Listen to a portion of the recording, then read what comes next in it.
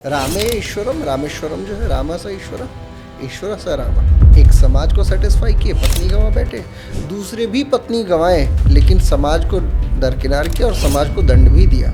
समाज को दोषी मानते हैं क्या उस व्यक्ति विशेष को जो इस दोष का सृजन करता है? चलिए वो राजा थे तो एक तरफ राजधर्म निभा रहे थे, लेकिन ऐसा भी कौन सा राजधर्म आपको आग में जलने के लिए मजबूर कर दे, आपके घर को तबाह कर दे?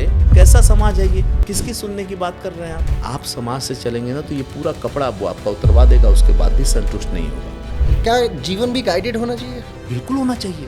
आपका अध्यात्म आपको क्या सिखाता है? हमें तो लगता है जो फैसला हम ले रहे हैं उसमें सारी चीजें चल रही हैं, जैसे प्रकृति की मार पड़ती है और जैसे तबीयत खराब होती है वैसे समझ में आ जाती है। तो गाइडेड जीवन होता है।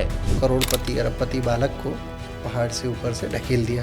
ये गैप जनरेट कैसे हो रहा है एक माता पिता के बीच में? मैं क्या सोच के बात कर रहा हूँ, आपके दिमाग में क्या चल रहा है, मैं कभी नहीं जान सकता। राइट। बातचीत से कुछ भी सॉल्व किया जा सकता है, शासन से नहीं।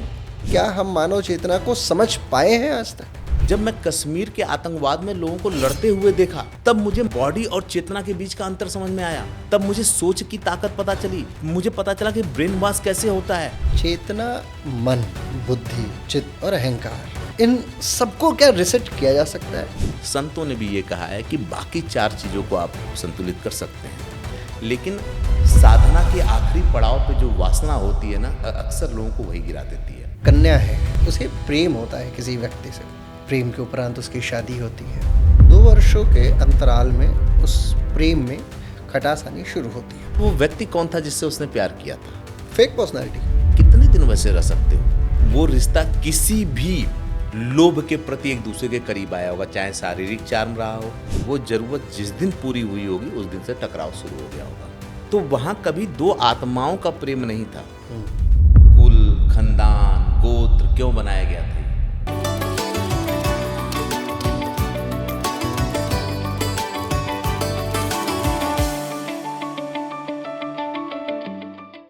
नमस्कार, मेरा नाम आचार्य शिवम मिश्रा है और आज मैं आप सभी के समक्ष एक ऐसा पॉडकास्ट लेके आने जा रहा हूँ जो आपके जीवन के लिए बहुत उपयोगी साबित होगा।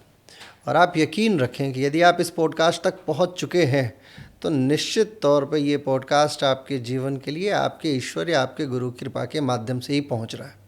आप बाखूबी जानते हैं कि मैं एक पॉडकास्टर नहीं अपितु एक योग का आचार्य हूँ।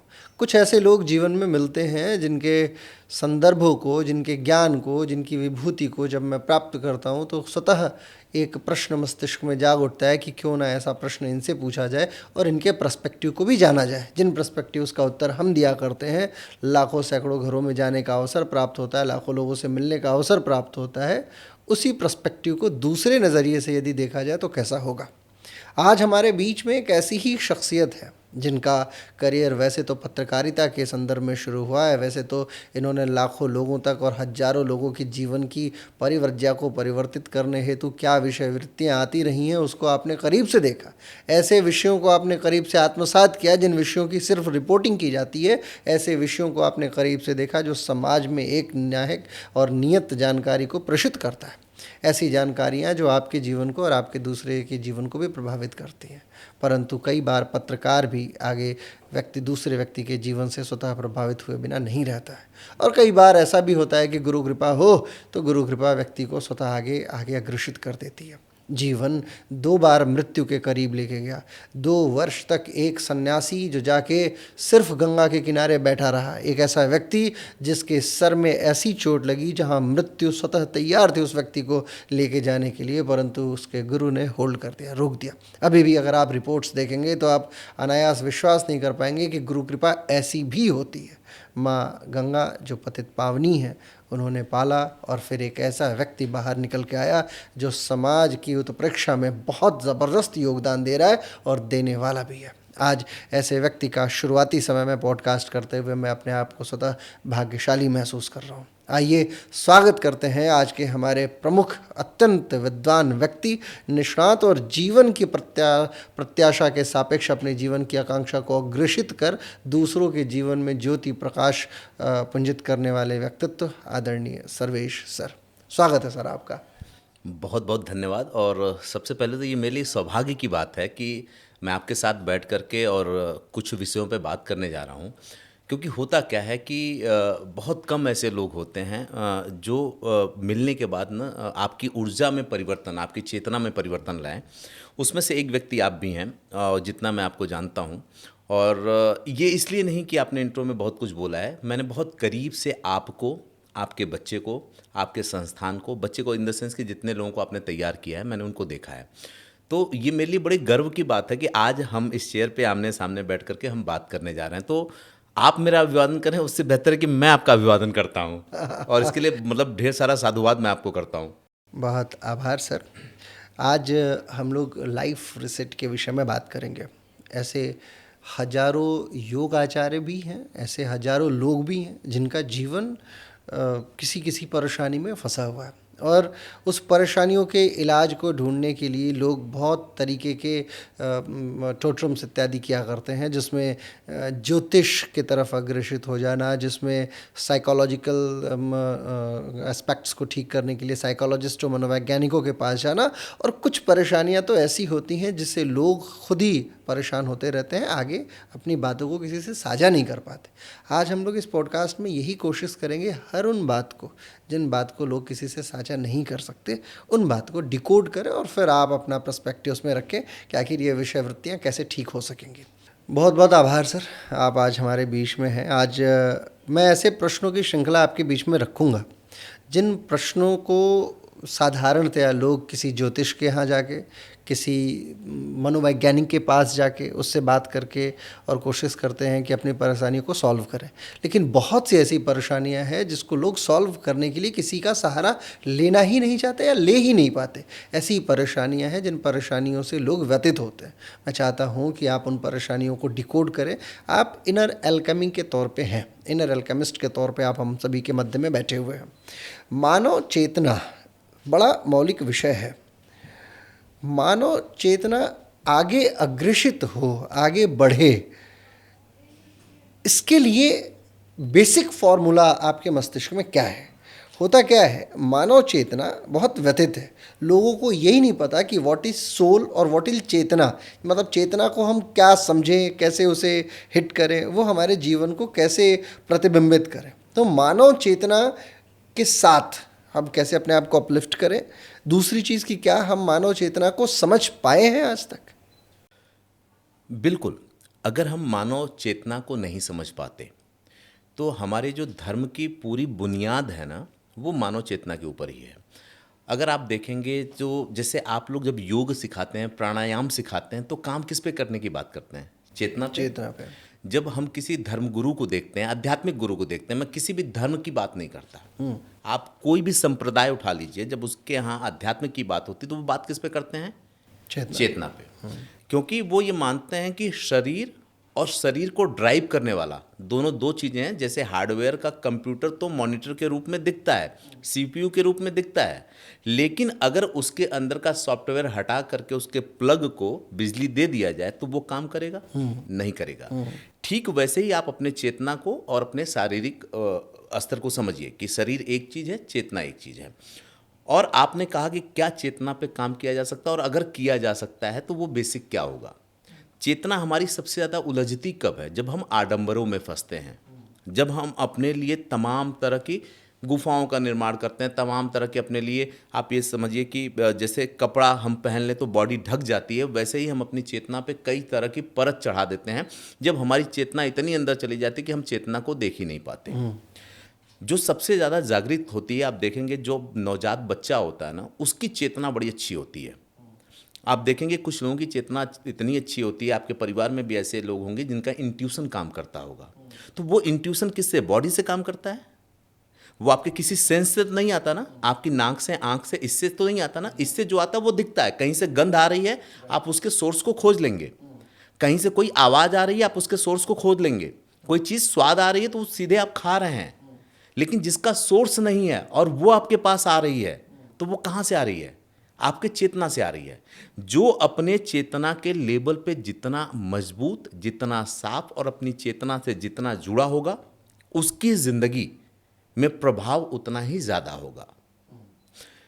एक चीज़ मैं यहाँ पे कहना चाहूँगा, जैसे मैं स्पष्ट ये कर दूँ मैं बहुत किताबी बातें नहीं करने वाला हूँ, लेकिन पिछले 20 सालों में मैंने वो सारी चीज़ें जर्नलिज्म के दौरान देखी जो शायद एक आदमी अपने पूरे जीवन में नहीं देख पाता। जैसे केदारनाथ के डिजास्टर में जब आपदा आई थी तो मैं वहाँ था, जब बहुत कई हज़ार लोग मरे, इतने लोग मरे कि सरकार ने भी आज तक सही आंकड़ा नहीं दिया। लेकिन उन परिवारों में जाके पूछिए जिनके परिवार के लोग गए, हो सकता है जो लोग ये पॉडकास्ट देख रहे हैं उसमें से भी बहुत सारे ऐसे लोग हों, वो नहीं पता चला। वो घटना कवर करने का मौका मिला जिसने पहली बार चेतना को झकझोरा। जब मैं मराठावाड़ा गया था, पानी जैसी चीज़ जहाँ ट्रेन से भेजी जा रही थी और वहाँ के डिस्ट्रिक्ट मजिस्ट्रेट ने पानी के सोर्सेज पे पाबंदी लगा दी थी, तब वहाँ मुझे प्रकृति की ताकत पता चली। जब मैं बिहार की बाढ़ में लोगों को डूब के मरते हुए देखा और ग्राउंड जीरो की रिपोर्टिंग किया मैंने, तब मुझे प्रकृति की ताकत का अंदाजा हुआ। जब मैं कश्मीर के आतंकवाद में लोगों को लड़ते हुए देखा, तब मुझे बॉडी और चेतना के बीच का अंतर समझ में आया। तब मुझे सोच की ताकत पता चली। मुझे पता चला कि ब्रेन वॉश कैसे होता है, कैसे लोग अपनी जिंदगी के बजाय दूसरों के थ्रू रेगुलेट हो रहे हैं, वहां दिखा मुझे। हमने कई लोकसभा और विधानसभा चुनाव कवर किए। हमने कई बार ग्राउंड जीरो पे रह करके निर्भया कांड जैसी चीज़ें देखे, दिल्ली के आंदोलन ऐसी तो बहुत तेरी चीज़ें हैं। अगर कोई जाएगा मेरे सोशल मीडियाज़ पे, ये तस्वीरें उसको मिलेंगी जो गवाही दे रही होंगी। ये बात मैंने क्यों कहा कि मैंने किताबों से नहीं सीखा है, लेकिन लगभग 20 सालों में मतलब 1.5 से 2 लाख लोगों से प्रत्यक्ष मुलाकात हुई होगी। तमाम तरह के एक्सपर्ट आकर के मुझसे इन्होंने यहाँ पे बात की होगी। तो जो वो सारी चीज़ें निकली और जो जीवन को प्रमाणित करती रही, जहाँ पे किताबी फार्मूले फेल हुए, उसको हमने सीखा। तो मेरी कोशिश भी यही होगी कि हम उसी पे बात करेंगे। तो जो आपने चेतना की बात की, राइट। चेतना से के लेवल पे जितना अपने आडंबरों को कम करेंगे, अपनी लोगों अलग अलग चीज़ों से आसक्ति को कम करेंगे, चेतना उतनी पावरफुल होगी। दूसरी चीज़, चेतना उसी तरह से आपके अंदर है कि ये बॉडी से अगर चेतना निकल जाए तो सिर्फ और सिर्फ ये बॉडी बचती है। और ये हर रोज हर सेकंड प्रमाणित हो रहा है। जब कोई गर्भ से बच्चा जिंदा बाहर आ रहा है तो वो चेतना के साथ है। कई बार लोगों के गर्भ से बच्चे बाहर तो आते हैं लेकिन चेतना नहीं होती, तो ले जाके दफनाना पड़ता है। जब घर के किसी भी घर का कोई सदस्य अपनी उसकी चेतना उसके बॉडी का साथ छोड़ती है तो उठा करके चारपाई से या चौकी से या बेड से उठा करके जमीन पर रख दिया जाता है। तो चेतना तो स्पष्ट है। बिल्कुल, हमारे योग शास्त्र में इसे चित्त के तौर पे डिस्क्राइब कर देते हैं। चित्त, चेतना और चेतन, अचेतन, सुपर चेतन जैसी बातें की जाती हैं। गुरुदेव भी क्या करते थे। एक बहुत मौलिक बात है इस बात में जो आपने कही कि चेतना हमारे जीवन का बड़ा महत्वपूर्ण हिस्सा है। और आप हैं इनर अल्केमिस्ट, आंतरिक विभूतियों को ठीक करते हैं। मैं डिकोड करने का काम करता हूँ। Right. की बात तो उसके बाद आती है जब Right. हम समस्या को समस्या को पकड़ लें तो डॉक्टर इलाज तो कर ही लेगा। अब मैं ये जानना चाह रहा हूँ कि जनरली चेतना, मन, बुद्धि, चित्त और अहंकार, इन 4-5 चीज़ों को अगर हम क्लब कर दें, सो इनमें से क्या क्या चीज़ें हैं जो रीसेट की जा सकती हैं? क्योंकि हमारे जीवन में हमारा चित्त बड़ा धूमिल हुआ, हमारा एज इन हमारी ऑडियंस का चित्त धूमिल हुआ। कई बार नकारात्मक, सकारात्मक, अच्छा अनुभव, बुरा अनुभव सब रहा। फिर मन भी धूमिल होता है, बुद्धि सब कुछ जानती है फिर भी परेशान हो जाती है। अहंकार उसमें सबसे बड़ा पोषित है कि मुझे, मैं, ये वाला स्वभाव। सो इन सबको क्या रिसेट किया जा सकता है? आपका एस्पेक्ट क्या है इसके ऊपर? बिल्कुल किया जा सकता है। और अगर आपने इसको रीसेट कर लिया, या रीसेट तो चलिए बड़ी बात है, आपने इसको संतुलित कर लिया बस। शिवम मिश्रा तमाम योगाचार्यों से, चलिए योगाचार्य छोड़ देते हैं, शिवम मिश्रा एक आम आदमी से अलग क्यों है? अगर आप बता पाएँ तो ठीक, वरना मैं बता देता हूँ जी। जो मैंने अपनी नज़र में देखा। शिवम मिश्रा का जीवन बड़ा संतुलित है। आपके शारीरिक ऊर्जा की बात करें तो जहां आप जाते हैं आपके आसपास के लोग तुरंत मोटिवेट होना शुरू कर देते हैं। आपकी ऊर्जा में रह के कोई डिप्रेशन में भी व्यक्ति है, एंजाइटी में भी व्यक्ति है, तो वो तुरंत स्वतः ही उसके अंदर स्फूर्ति जाग जाएगी। ठीक है। आपका खान पान, जीवन का रहन सहन, आपका पहनावा, मैंने अधिकतर आपको धोती कुर्ते में देखा है या कुर्ते पजामे में देखा है। मैंने कभी भी आपके हाथ में कोई ऐसी चीज़ नहीं देखी, गले में कोई ऐसा वो नहीं देखा, जबकि बहुत कुछ आपके पास। जब मैं आपको वियतनाम में देखता हूँ तो दूसरे रूप में देखता हूँ, दुबई में देखता हूँ तो दूसरे रूप में देखता हूँ, इंडिया में देखता हूँ तो दूसरे रूप में देखता हूँ, बच्चों के बीच में। कहने का मतलब क्या है? काम, क्रोध, लोभ, मोह, अहंकार, ये कहते हैं अध्यात्म में, कहते हैं 5 भूत हैं जो आदमी अपने साथ लेकर के चलता है, और इसी की बात आप कर रहे थे। इसको रीसेट अगर आपने कर लिया तब तो आप संत हो जाएंगे, लेकिन अगर संतुलित भी कर लिया आपने तो आपके जीवन की तमाम समस्याएं, चाहे वो आर्थिक रूप से हो या शारीरिक रूप से हो या मनोवैज्ञानिक, जिसको साइकोसोमेटिक आप कह रहे थे, जो आजकल बड़े चर्चे में है, ये तीनों चीजें बहुत हद तक ठीक हो जाएंगी। काम का मतलब क्या? वासना। जब एक बच्चा 16 साल की उम्र पार करता है तो सबसे ज़्यादा उसको जो डिस्टर्ब करती है वो वासना ही करती है।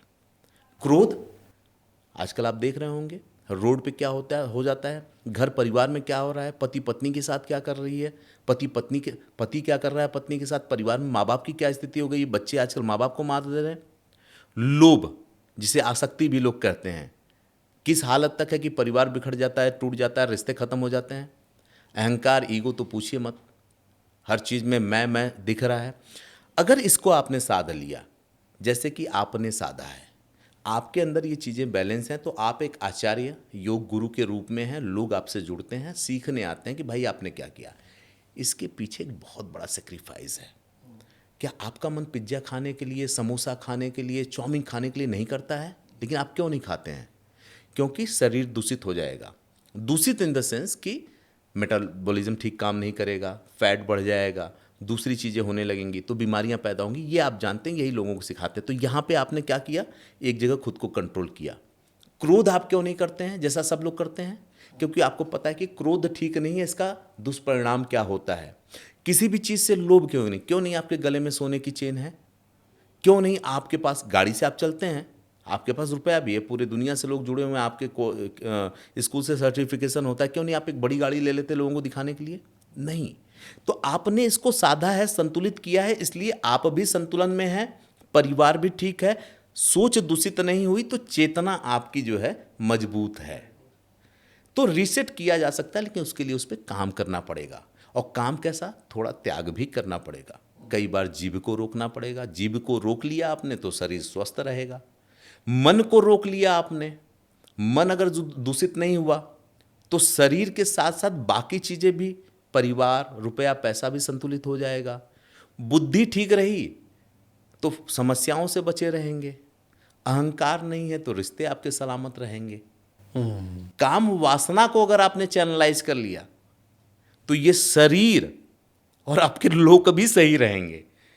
क्योंकि संतों ने भी ये कहा है कि बाकी 4 चीज़ों को आप संतुलित कर सकते हैं, लेकिन साधना के आखिरी पड़ाव पे जो वासना होती है ना, अक्सर लोगों को वही गिरा देती है। तो मैं बहुत इसके डीप में नहीं जाऊंगा, बस मैं ये कहूँगा कि जो आप कह रहे हैं उसको संतुलित किया जा सकता, उसको रिसेट किया जा सकता है। उसके लिए संतुलन पे चलना होगा। संतुलन के लिए त्याग करना पड़ेगा। वो त्याग बड़ा मुश्किल होता है, क्योंकि लोग सुबह उठ नहीं पाते, सही से अनुशासित नहीं हो पाते, तो इसको कैसे वो कर पाएंगे? राइट। अब आते हैं इसी पे अगले सवाल पे। आप जो भी बातें कह रहे हैं ना, इन सारी बातों का मेरे पास रेफरेंस है, कहानियों के माध्यम से। मेरे क्लाइंट्स, स्टूडेंट्स, बच्चे, सबकी कहानियां हैं। मैं आपको एक कहानी सुनाता हूँ जी। एक कन्या है, उसकी शादी होती है, उसे प्रेम होता है किसी व्यक्ति से, और प्रेम के उपरांत उसकी शादी होती है। शादी के बाद वो तकरीबन 2 साल अपने पति के साथ बहुत संतुलित रिलेशन में रहती भी है। Everything was fine. 2 वर्षों के अंतराल में उस प्रेम में खटास आनी शुरू होती है, और वो खटास ऐसी होती है कि धीरे धीरे पति और पत्नी में दुराव होना शुरू हो जाता है। एक ही घर, 2 कमरों में दोनों रहना शुरू करते हैं। एक बिटिया भी है, 2 साल 3 साल की बच्ची होती है।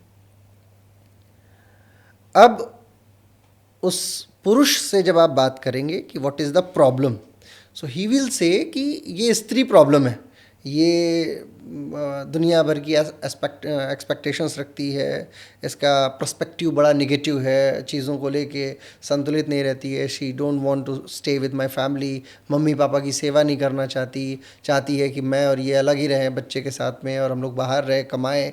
सिर्फ यही इसका पर्सपेक्टिव है। जब पत्नी से आप बात करते हैं तो पत्नी का ये पर्सपेक्टिव है कि इस आदमी को झेलते हुए मुझे 3 साल हो गए, और ये 3 साल में इसने मेरा पूरा जीवन नरक करके रख दिया। मैंने इस आदमी से नहीं प्रेम किया था, मैंने किसी और से प्रेम किया था। सो अब यहाँ ये तो एक तकरीबन ये कहानी बहुत कॉमन कहानी है। सामंजस्य स्थिति ऐसी पहुंच गई कि अब तलाक होने की बारी है और ऑलमोस्ट हो भी जाएगा।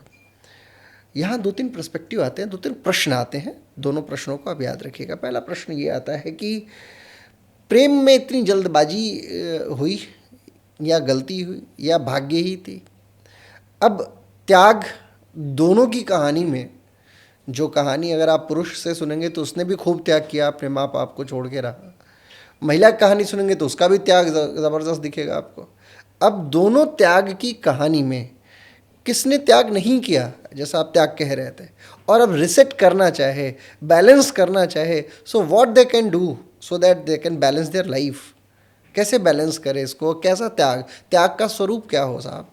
मैं बताता हूँ जी जो मेरी समझ है, जो जी मैंने पीछे रिश्तों में काउंसलिंग की है।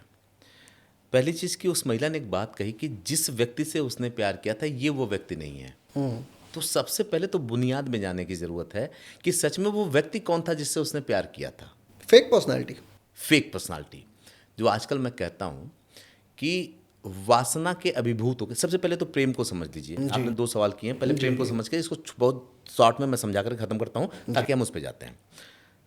प्रेम का मतलब ही त्याग होता है, जहाँ किसी को पाना नहीं, किसी को खुश करने के लिए, किसी के लिए कुछ करने के लिए आप अपना पूरा जीवन व्यतीत करते हैं। जब एक पति पत्नी का रिश्ता 40-50 साल पुराना हो जाता है, मैं हर घर की बात कर रहा हूँ जिसमें पति पत्नी 40-50 साल तक रह आए हों, जहाँ बॉडी का चार्म खत्म हो जाता है, जहाँ ज़रूरतें कितनी भी हावी हों, लेकिन पति कभी पत्नी का साथ नहीं छोड़ता, पति कभी पत्नी का साथ, और पत्नी कभी पति का साथ नहीं छोड़ती। क्योंकि वहाँ दो आत्माओं का वो जो प्रेम होता है, वहाँ पे वो प्रेम न तो शारीरिक होता है न ज़रूरतों के अधीन होता है। वो सच में प्रेम होता है जिसे आप शब्दों में नहीं डिफाइन कर सकते। हम पूरब से आते हैं, हम सारे लोग, हमारे यहाँ से तमाम उदाहरण हैं। अभी एक कहानी बड़ी वायरल हुई थी कि जापान, वो वहाँ पे अभी जहाँ भूकंप आया हुआ था, वहाँ पे लोग भूकंप से भाग रहे थे और एक लगभग 80 साल की बुजुर्ग महिला थी और कोई 85 साल का बुजुर्ग पुरुष था। जब वो भूकंप आया तो वो पुरुष उस महिला के ऊपर जा कर के शेड बन गया उसका। हाँ, सिल बन गया उसका और चीज़ें गिर रही थी। अब वो ये जानता था कि कोई चीज़ गिरेगी तो वो महिला भी नहीं बचेगी, लेकिन वो जानता था कि वो गिरेगी तो पहले मेरे ऊपर गिरेगी, फिर उस महिला तक जाएगी। ये क्या था, जहाँ आदमी अपनी जान का भी सेक्रीफाइस दूसरे के लिए करने के लिए तैयार हो जाए। लेकिन ये कब होता है? वो आपके 1 महीने 2 महीने 1 साल 2 साल के प्रेम में नहीं होता। वो प्रेम नहीं होता, वो तो किसी दूसरी चीज़ के अधीन होता है। समझिएगा इसको। प्रेम समझ लिया आपने क्या है? प्रेम किसी शर्तों पे नहीं होता, शर्तों पे नहीं, किसी बंधन में नहीं होता। प्रेम सिर्फ प्रेम होता है जहाँ पे बड़े से बड़े त्याग किए गए और इतिहास गवाह है लोगों ने किया। ईश्वर से प्रेम किया तो पूरी जिंदगी छोड़ दिया, किसी से प्रेम किया तो उसके लिए इतना बड़ा माइलस्टोन खड़ा कर दिया कि इतिहास में लोग आज भी उसको पढ़ते हैं। आते हैं हम बात इस पे कि क्या त्याग और कैसा त्याग, कैसे संतुलन, कैसे। मैं अक्सर कहता हूँ, मैंने किसी पॉडकास्ट में भी ये बात बोली होगी कि आजकल प्रेम का रिश्ता ही झूठी बुनियाद पे तैयार होता है। सपोज करिए, कल्पना करिए कि मुझे कोई लड़की पसंद आई, सुंदर है, अच्छी है, अट्रैक्टिव है, और एक उम्र पे हार्मोन्स इस तरह के होते हैं जहाँ पे आदमी ये नहीं देखता कि रिश्ता कितना चलेगा, वो त्वरित देखता है कि मुझे ये पसंद है तो मुझे ये चाहिए, किसी भी रूप में चाहिए। पहले तो फिर भी ठीक था कि आदमी केवल उसके बारे में सोचता था और सोचता था ब्याह कर लेंगे तो उसके साथ आएंगे। आज ओयो है, आउटडोर है, ये है, वो है, वो उसके साथ लेकर के जाता है, उससे उसको जो चाहिए वो लेना चाहता है। थोड़ा सा अगर लगाव और गहरा तो वो सोचता है शादी कर लें। तो वो क्या करता है, जो नहीं होता है वो उस लड़की को दिखाता है, क्योंकि एक्चुअल अपनी वो कंडीशन उस लड़की को दिखा दे तो लड़की पसंद ही ना करे। तो कपड़ा उधार का, गाड़ी उधार की, संसाधन उधार के, हम आपके लिए चांद लाएंगे, तारे लाएंगे, बिस्तर सजाएंगे, तमाम चीज़ें होती हैं। लेकिन ये तब होता है जब आपकी मुलाकात थोड़ी थोड़ी होती रहती है। आप घंटे 2 घंटे के लिए मिले, 1 दिन के लिए मिले, तो आप अपना वो आवरण ओढ़ करके जाते हैं और उससे मिलते हैं, वो बहुत प्रभावित होती है। लेकिन जैसे ही आप शादी करके साथ में आते हैं तो वो लड़की या लड़के की यही शिकायत होती है कि यार हम जो जिसको पसंद किए थे वो तुम नहीं हो। कितने दिन वैसे रह सकते हो? उधार की चीज़ें कितने दिन चल सकती हैं? किसी के इमोशन को छूने के लिए उधार की लाइनें कितने दिन तक ले सकते हो? किसी को इम्प्रेस करने के लिए 4 लाइनें गूगल से, चैट जीपीटी से पूछ करके उसको मार दिया, जो आपकी स्वतः की अनुभूति ही नहीं है, जो स्वतः की भावना ही नहीं है आपकी, जो अपनी भावना ही नहीं है। मैं आपसे कहूँ कि शिवम जी, मैं आपको बहुत पसंद करता हूँ, आपसे बहुत प्रेम करता हूँ, आप मेरे भाई हैं, और मेरे टच में, मेरे हरकतों में वो एहसास ना हो आपको, मैं उस तरह से वो ना करवा पाऊँ, तो ये चैट जीपीटी की लाइनें कितने दिन आपको भाई बना के रखेंगे? जिस दिन आप मेरे क्लोज आएंगे समझ में आ जाएंगे ये तो फेक है मामला। तो कई रिश्ते फेक पे जुड़ते हैं, असलियत आने के बाद वो सेपरेट हो जाते हैं, और कई बार वो सेपरेट नहीं होते, बहुत बुरी उसकी परिणति होती है। ठीक है ना? अब है क्या सच में, अगर किसी का रिश्ता अच्छा है तो क्यों परेशानियां आती हैं परिवार में? कई बार ज़रूरतें इतना हावी होती हैं कि ज़रूरतें पूरी नहीं हो पाती, तो पति पत्नी आपस में टकराते हैं, लेकिन वो जानते हैं कि ये ज़रूरतें हैं, पूरी हो जाएंगी, रिश्ता हमारा बच जाएगा। अब देखिए शिवम जी, इसमें होता क्या है कि अगर ज़रूरतों को या किसी ऐसे वजह से रिश्ते में टकराहट होती है तो वो दूर हो जाती है, वहाँ एक दूसरे को लोग समझ लेते हैं क्योंकि परिस्थिति जन्य होता है। लेकिन जहाँ स्वभाव में ऐसा होता है वहाँ दोनों पक्ष एक दूसरे से कटने लगते हैं, कम्युनिकेशन गैप होना शुरू हो जाता है, छुपाना शुरू कर देते हैं वो लोग। और जब चीज़ें छुपाना शुरू करते हैं तो उसका जो परिणाम निकल के आता है वो बहुत बुरा आता है। ठीक है ना? तो अगर जिस रिश्ते की आप बात कर रहे हैं, जो मुझे समझ में आ रहा है, 2-3 चीज़ मिलेंगी, अगर आप करीब से जानते होंगे तो आप अभी बता देंगे। पहली चीज़ कि वो रिश्ता झूठ के बुनियाद पे बना होगा। वो रिश्ता किसी भी लोभ के प्रति एक दूसरे के करीब आया होगा, चाहे शारीरिक चार्म रहा हो, वासना का चार्म रहा हो, या किसी रुपए पैसे का चार्म रहा हो, या किसी और को दिखाने के लिए कि भाई हमको भी जल्दी सेटल होना है उस लिए रहा हो, या उन दोनों के बीच में कहीं कोई कड़ी ऐसी फंस गई हो कि अब तो साथ आना ही पड़ेगा, कोई दूसरा रास्ता नहीं है। ठीक है ना? 2 चीज़ें हुई। तीसरी चीज़ ये कि वो जिस वजह से साथ आए होंगे वो ज़रूरत जिस दिन पूरी हुई होगी उस दिन से टकराव शुरू हो गया होगा। ठीक बात है। ठीक है ना? तो वहाँ कभी 2 आत्माओं का प्रेम नहीं था। आप एक चीज़ मानेंगे, मैंने इधर भी रिसर्च करना शुरू किया तो मुझे पता चला कि नाड़ी, कुल, खानदान, गोत्र क्यों बनाया गया था। ये जितने प्रेम विवाह हुए हैं जो सफल रहे, बाई चांस आप उनकी कुंडलियां मिलाएंगे तो उनमें चीज़ें एक जैसे मिल गई होंगी, और उसमें ये होता है कि कार्मिक रिश्ता रहा होगा कि पिछले जन्म का इस जन्म में मिलना था, वो मिल गए। लेकिन जो 95% फेल रही हैं उन कुंडलियों में जाएंगे तो आप देखेंगे जो 2 धुर विरोधी चीज़ें एक साथ आई थी और वैसा होना ही था। मैं इस पर इसलिए ज़्यादा बात नहीं करूँगा कि जो लोग देख रहे हैं उनको ये ना लगे कि मैं कुछ ऐसा आडंबर बेच रहा हूँ या मैं कुछ ऐसी चीज़ें समझाने की बात कर रहा हूँ। लेकिन याद रखिए, ज्योतिष शास्त्र एक आध्यात्मिक विज्ञान है। जो लोग हर चीज़ को विज्ञान की कसौटी पे कसते हैं, मैं उनको बता दूं कि ज्योतिष शास्त्र भी एक विज्ञान है, और उस जमाने का विज्ञान है जिससे तमाम चीज़ें आधुनिक विज्ञान ने उठाया है। नंबर उस समय भी थे, कैलकुलेशन उस समय भी था, ये लोगों ने तो बहुत बाद में लिया है, तो मैं इस पर बहुत नहीं जाऊंगा। लेकिन मैं आपसे एक चीज़ कहूँगा कि अगर जो लोग हमें देख रहे हैं और कोई सोच रहा होगा कि यार ये तो हमारे रिश्ते की भी बात हो रही है और कोई रिश्ते में बदलने वाला है, तो कुछ अपने विज्ञान का सहारा लीजिए, आप लोग समझिए उसको, बड़ा ज़रूरी होता है। और मान लीजिए कोई बन चुका हो तो हाँ? अब वो कैसे अपने लाइफ हो, क्योंकि अब तो टकराव की स्थिति हो गई। जो बन चुका हो वो अपने रिश्ते को समझने की कोशिश करे कि जड़ कहाँ है। कहीं ऐसा तो नहीं कि फाल्स ईगो के बेस पे पूरा रिश्ता बर्बाद हो रहा है। और याद रखिए, मैं भी शादीशुदा हूँ, आप भी शादीशुदा हैं। पति और पत्नी के रिश्ते में एक को त्याग करना पड़ता है, चाहे कितने भी कोई काबिल हो। दुनिया का सबसे ताकतवर इंसान भी अगर पारिवारिक जीवन में है तो एक जीवन बंद कमरे का होता है और एक जीवन उसके बाहर का होता है। अगर और दोनों को कभी ना कभी झुकना पड़ता है, क्योंकि हम हैं तो इंसान ही ना। राइट। अच्छाइयाँ बुराइयाँ सब में हैं, गलतियाँ सबसे होती हैं, ये समझना होगा। लेकिन जो शुरू से बना आया है कि आपकी होम मिनिस्ट्री हमेशा देश में ताकतवर रही है, वैसे ही घरों में भी होम मिनिस्ट्री ताकतवर रही है, क्योंकि वो सृजन करता है। तमाम इस तरह का पेन महिलाएं लेके चलती हैं जिसको पुरुष नहीं समझ सकता। पुरुष का अपना एक अलग पेन होता है जो बाहरी दुनिया का होता है। पुरुष अपने शारीरिक पेन को उस तरीके से नहीं कभी महसूस करता। उनमें हर महीने से लेकर के हर उम्र में तमाम तरह के पेन होते हैं। ये योग गुरुओं से बेहतर कौन जानता होगा। तो अगर आप अपने परिवार में रह के दो ध्रुव के लोग एक दूसरे को नहीं समझते हैं तो वो रिश्ता कभी नहीं चल पाएगा। तो अगर किसी के जीवन में ऐसा चल रहा है तो दोनों पक्ष को ये समझने की ज़रूरत है कि जो चीज़ें हो रही हैं उसके पीछे वजह क्या है। क्या ज़रूरतें इतनी हावी हैं इसलिए टकराव हो रहा है, क्या हमारा ईगो इतना हावी है इसलिए टकराव हो रहा है, या एक पक्ष सही में इमोशनल और शारीरिक लेवल पे प्रॉब्लम फेस कर रहा है और दूसरा पक्ष उसको समझने को तैयार नहीं है। मैं भी अयोध्या से आ रहा था, आपको एक उदाहरण बताता हूँ समझ में आ जाए। मैं था, पत्नी थी और साला था मेरा। हम तीनों एक कैब से आ रहे थे क्योंकि हमारी फॉर्चूनर आ गई थी यहाँ पे लखनऊ, और आपके ही तो प्रोग्राम में गए थे हम लोग जो आपने वहाँ पे चैंपियनशिप करवाई थी।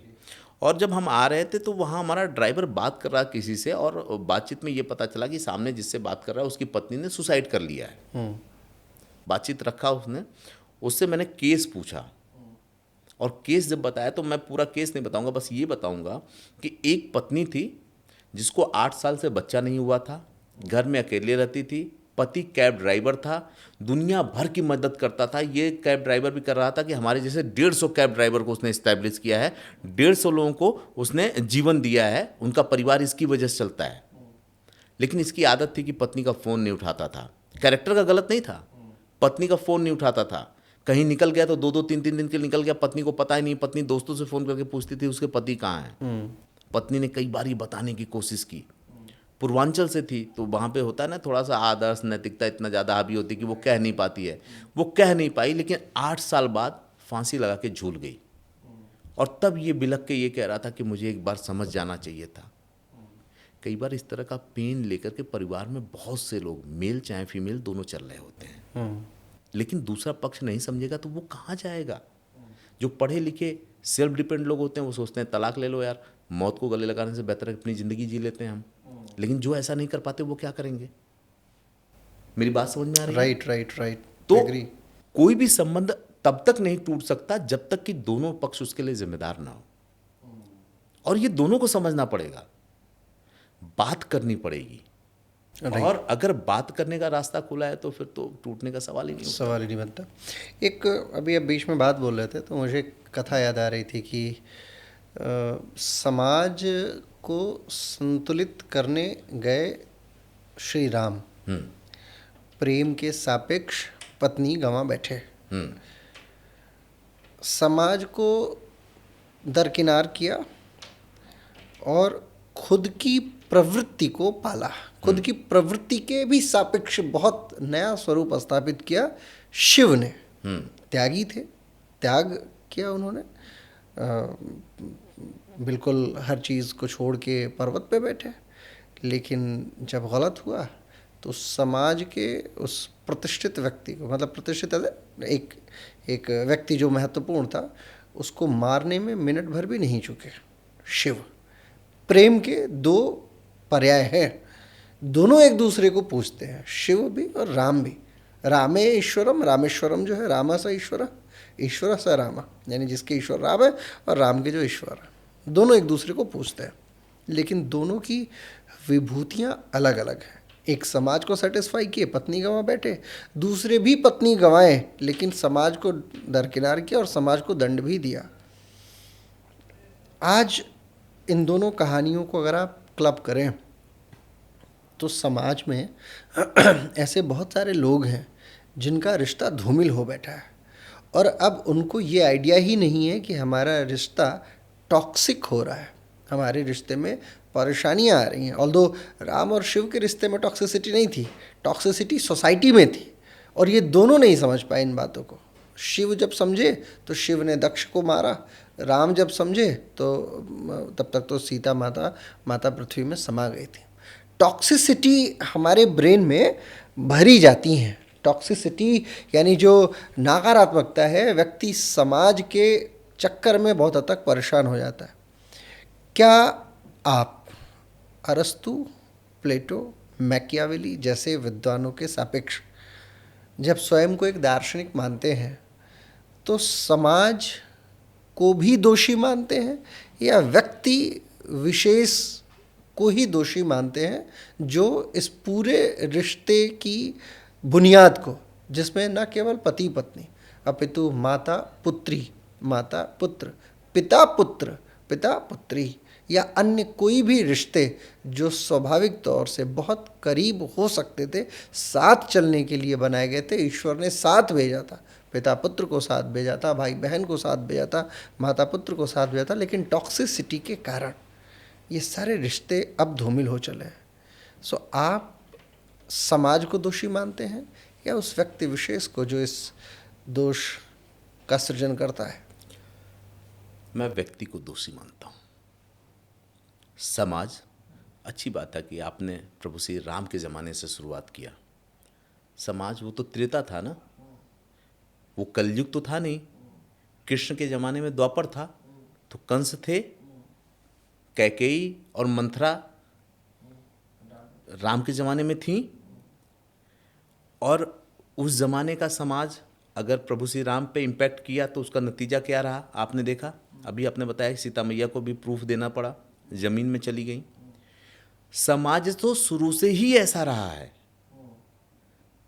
अब यहाँ पे बात आती है वो चेतना वाली, कि उस समाज का आपके चेतना पे कितना असर है। जिसके ऊपर समाज के चेतना का, जिसके चेतना पे समाज का बहुत असर होता है, वो सुसाइड कर लेता है, सल्फास खा लेता है, फांसी लगा लेता है, नदी में कूद जाता है, ट्रेन के सामने आ जाता है। क्यों? क्योंकि उसको समाज ड्राइव कर रहा होता है, वो समाज के कसौटियों पे नहीं खरा उतरता। एक मेरे परिचित थे, उनकी शादी नहीं हो रही थी, थोड़ी लंबी उम्र हो गई। समाज कहना शुरू किया कि शादी नहीं हो रही है। पहले तो ये कहना शुरू किया कि अरे लड़का अपने मन का हो गया है, बाहर चला गया है, माँ बाप की नहीं सुनता। फिर समाज ये कहना शुरू किया कि लड़का काबिल हो गया तो माँ बाप दहेज बहुत मांग रहे होंगे, वरना ऐसा थोड़ी कि शादी ना हो उसकी। और अब तो माँ बाप, और इसमें फिर जब और थोड़ा आगे बढ़ा लड़कवा में कोई कमी होगी, वरना तो सदिया हो ही जाता, घर अच्छा है, परिवार अच्छा है, लड़का कमा खा रहा है, उसके बाद भी लड़कवे में कोई कमी होगी। चलिए संयोग बस उसकी शादी हो गई, तो अब लोग बोले कि अरे यार उसका शादी तो हो गया, बच्चा नहीं हो रहा है, अब उसके पत्नी में उसमें कोई कमी होगी। समाज, रिश्तेदार, समाज क्या, जिसके आसपास आप पास पड़ोस में रहते हैं, जो आपके रिश्तेदार लोग होते हैं, जो आपके जिनके टच में, वही समाज आपको प्रभावित करता है। अब बच्चा नहीं हो रहा है, दोनों को जांच कराना चाहिए। फिर लोग अलग अलग तरीके से लड़के और लड़कियों को उपाधि देते हैं, ठीक है। उसमें अगर कमज़ोर हृदय की कोई लड़की हो, मन की कोई लड़की हो, तो उस औरत की सुसाइड कर लेगी कैब ड्राइवर की तरह, ठीक है ना। अब उसको संजोग से बच्चा भी हो गया, तो अब बच्चवा को सही पढ़ा नहीं पा रहे हैं, उसका तो सही डेवलपमेंट नहीं हो पा रहा है, सही विद्यालय नहीं, क्या फ़ायदा ये सब करने का, वो तो नालायक निकल गया है। या किसी का बच्चा थोड़ा सा मंद बुद्धि हो, समाज उसके लिए भी तमाम तरीके की बातें करेगा। तो समाज की तो देन ही यही। आप बहुत अच्छी गाड़ी लेकर के आ जाइए, आपके पड़ोस से आएंगे, चार लोग राय देंगे कि बहुत अच्छी गाड़ी हो, तो लोग कहेंगे अरे यार गाड़ी तो बस ठीक है, लेकिन किसी को पैसा ज़्यादा लग गया उसमें, कोई कहेगा कि ये ज़्यादा हो गया, कोई कहेगा कि भाई बड़ी नीची गाड़ी है, कोई कहेगा बड़ी ऊंची है। ऊंची है तो भी प्रॉब्लम है कि बहुत ऊंची है, और नीची है तो भी बहुत प्रॉब्लम है। तो किस समाज की बात कर रहे हैं आप? पहली जिम्मेदारी उस व्यक्ति की है जिसने शादी की है, पत्नी के साथ फेरे उसने लिए, संकल्प उसने लिया, कस्में उसने खाई है, माँ बाप उसके हैं, परिवार उसका है, पहली जिम्मेदारी उसकी है। चलिए प्रभु श्री राम के केस में मान लेता हूं, लेकिन मैं उस केस को भी सही नहीं मानता, ये एक बहुत कंट्रोवर्शियल विषय हो जाएगा अगर मैं बोलूंगा तो। राइट। चलिए वो राजा थे तो एक तरफ राजधर्म निभा रहे थे, लेकिन ऐसा भी कौन सा राजधर्म, मैं नहीं इस पे बोलूंगा वरना ये बहुत कंट्रोवर्शियल हो जाएगा। और जबकि बात सब लोग जानते हैं, किस्से कहानियों में बहुत सी चीज़ें दिखाई गई, लेकिन मैं ये कह रहा हूं कि कोई भी समाज आपको आग में जलने के लिए मजबूर कर दे, आपके घर को तबाह कर दे, कैसा समाज है ये? किसकी सुनने की बात कर रहे हैं आप? तो वो जो आप मुझसे कह रहे हैं, पहली जिम्मेदारी उस व्यक्ति की है, क्योंकि वो अकेले ही आया है, अकेले ही जाएगा। कर्म प्रधान देश में उसको कर्म करने की जरूरत है, और उसका कर्म क्या कहता है, उसके दायित्व क्या कहते हैं, वो निभाने की जरूरत है। शिवम भाई, आप समाज से चलेंगे ना तो ये पूरा कपड़ा वो आपका उतरवा देगा, उसके बाद भी संतुष्ट नहीं होगा। आप ये कपड़ा पहनेंगे तो उसको इसमें कमी आएगी, और नंगे अगर चलेंगे तो उसको दूसरी कमियां नजर आएंगी। तो आप ड्राइव किसके दम पे हो रहे हैं, समाज के दम पे या खुद के दम पे? और आपने भी अपने गांव में देखा होगा, जहाँ रहते हैं वहाँ भी देखा होगा, अधिकतर पति पत्नी के रिश्ते या अधिकतर घर वही उजड़े हैं जहाँ बाहरियों का प्रभाव ज़्यादा रहा है। तो मेरा ये मानना है, समाज को नहीं, मैं व्यक्ति को देसी देता हूँ कि व्यक्ति अगर अपने कर्तव्यों पर अडिग रहे, अपनी जिम्मेदारियों को सब समझे, तो समाज से फ़र्क नहीं पड़ेगा। मैंने नोएडा पत्रकारिता के दौरान ऐसी तमाम डेड बॉडियाँ निकलवाई हैं जो घर में 4-4 दिन में सड़ रही थी, और वही समाज जो अगल बगल रहता था वो कभी पूछने भी नहीं आया जब दुर्गंध आने लगी। और जब उस समाज को उस दुर्गंध से पैदा हुई, इसलिए नहीं कि वो लोग कहाँ गए, जब उस दुर्गंध से पैदा हुई तब पुलिस डिपार्टमेंट में उन्होंने कंप्लेन किया और पुलिस आकर के घर का दरवाज़ा तोड़ती तो पता चलता है कि यहाँ पे 2 लोग मरे पड़े हुए हैं। ये समाज है। किसकी बात करते हैं आप?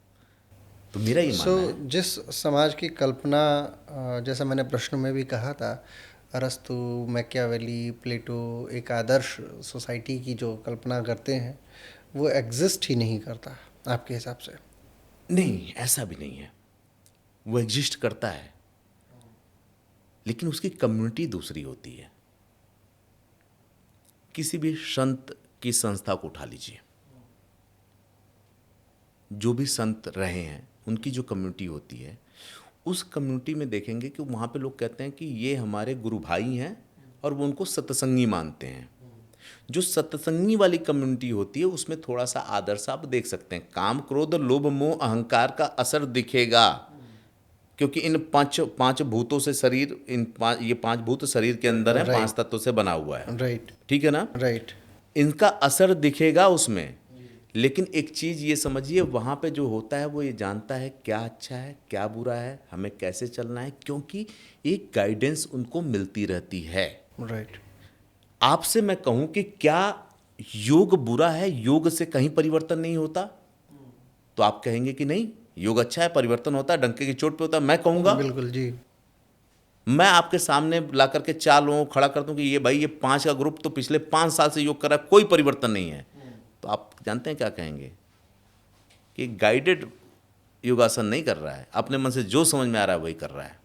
तो जो अपने मन से समझ में आ रहा है वही कर रहा है, तो वो सोसाइटी भी वैसी ही होगी। लेकिन जब एक संत समागम में वो सत्संगी लोग गाइडेड उसमें चल रहे होते हैं, तो वो कम्युनिटी भी गाइडेड होती है। Got it. मेरी बात समझ में आई? एग्री। क्या जीवन भी गाइडेड होना चाहिए? बिल्कुल होना चाहिए। आपका अध्यात्म आपको क्या सिखाता है? जब हम पैदा होते हैं, माँ बाप हमें रिश्तों से साथ परिचय करवाने के बाद कहते हैं ना, भगवान जी हाथ जोड़ो। राइट। तो भगवान जी के कुछ सिद्धांत भी होते हैं, ये सही है ये गलत है, ये सही है ये गलत है, ये सही है ये गलत है। लेकिन जैसे ही हमारी बुद्धि काम करना शुरू करती है, सिद्धांत सारे इधर हो जाते हैं, क्योंकि हम तो बड़े ताकतवर हो जाते हैं ना। हमें तो लगता है जो फैसला हम ले रहे हैं उस पर सारी चीजें चल रही हैं। बिल्कुल। हमें लगता है कि आज रुपया हमारी जेब में, संसाधन हमारी जेब में, तो हमसे बड़ा कौन। जैसे प्रकृति की मार पड़ती है और जैसे तबीयत खराब होती है वैसे समझ में आ जाती है। तो गाइडेड जीवन होता है। हमारी शास्त्रों की किताबों ने, हमारे संतों ने, कबीर से लेकर रहीम से लेकर रैदास तक लोगों ने, मतलब उस जमाने, आज की बात करूंगा तो बड़ी कंट्रोवर्सी हो जाएगी, आप इस संत की बात कर रहे हैं उस संत की बात कर रहे हैं, लेकिन जो पुराने लोगों ने भी अलख जगाया। मैंने 100 संतों की सीरीज की थी, अर्बन सन्यासी पढ़ी हुई है, 10-12 संतों। सभी संतों के जीवन में जाएंगे तो एक ही बात होगी, आप अपने जीवन को समझिए, चेतना को जगाइए और आगे की यात्रा कीजिए। अच्छा, आदर्श वादिता जो जिसे हम कहते हैं, आइडियलिज्म, आइडियलिस्टिक अप्रोच, ये डेवलप कैसे हो? मतलब लाइफ को रीसेट, जैसा आप कहते हैं अक्सर कि लाइफ को रीसेट करके आदर्शवादी बने। जैसे अभी आप मेरी पर्सनालिटी को एक आइडियल पर्सपेक्टिव कह रहे थे।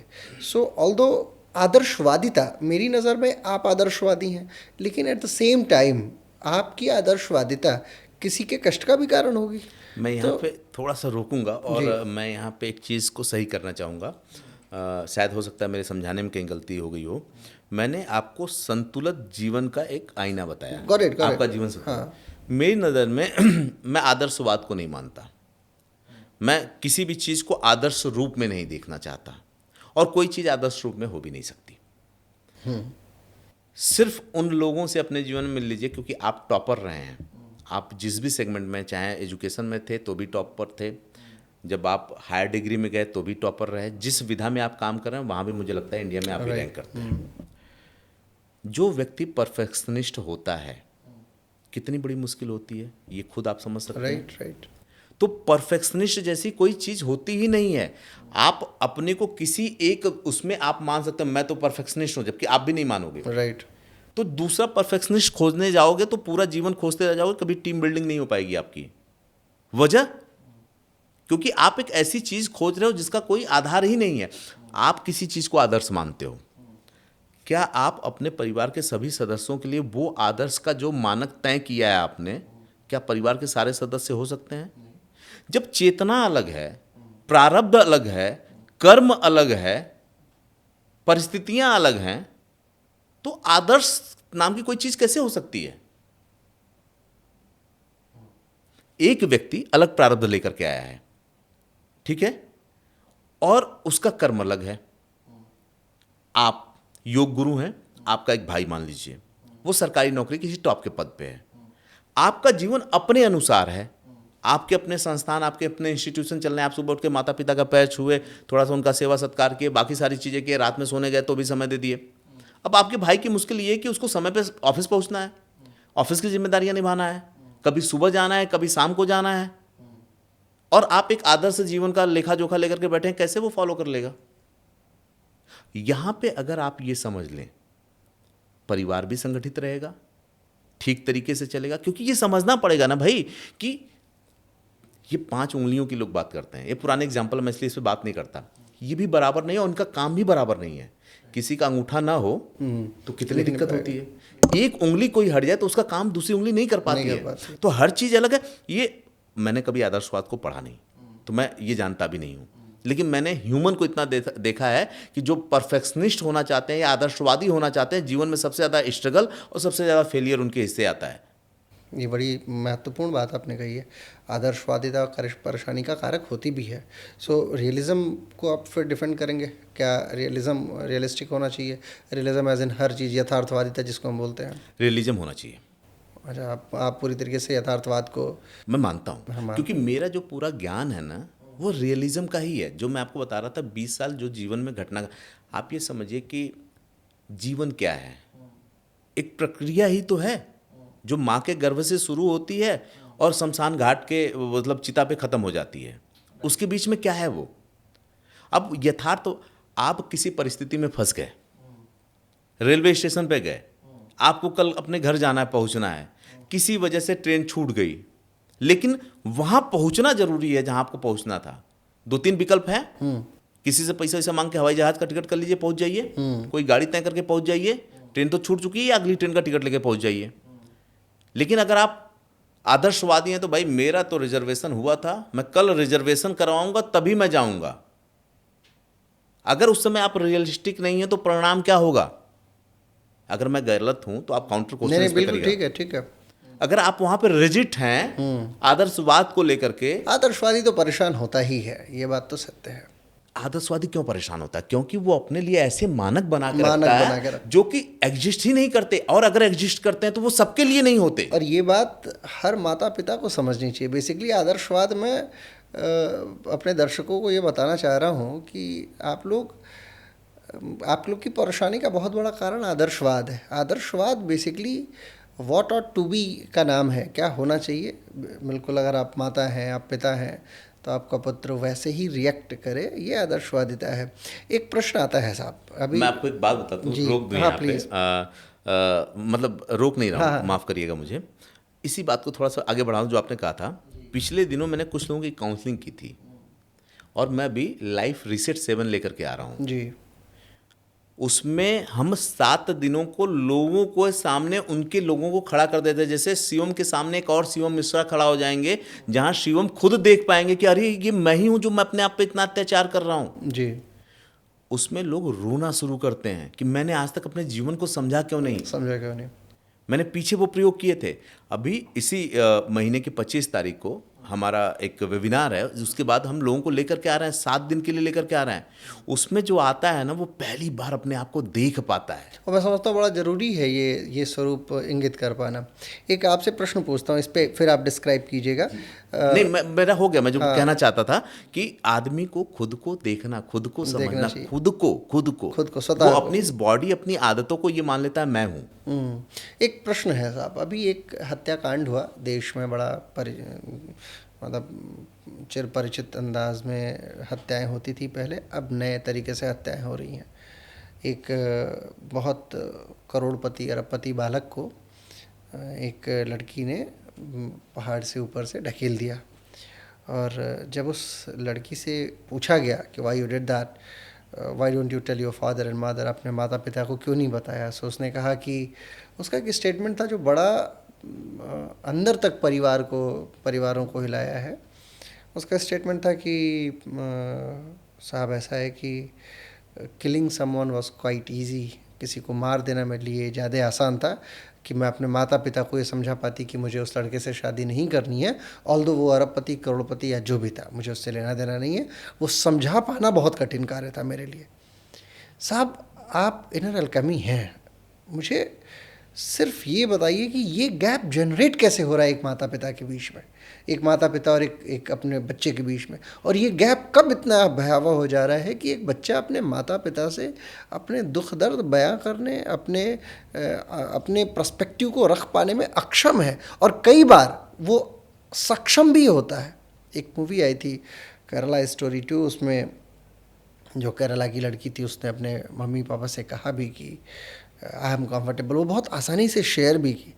वहाँ वो भी गलत थी, यहाँ इसने शेयर नहीं किया, ये भी गलत हो गई।